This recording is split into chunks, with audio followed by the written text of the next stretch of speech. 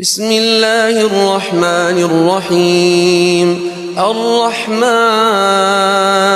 علم القرآن خلق الإنسان علمه البيان الشمس والقمر بحسبان والنجم والشجر يسجدان والسماء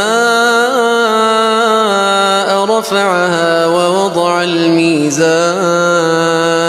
ألا تطغوا في الميزان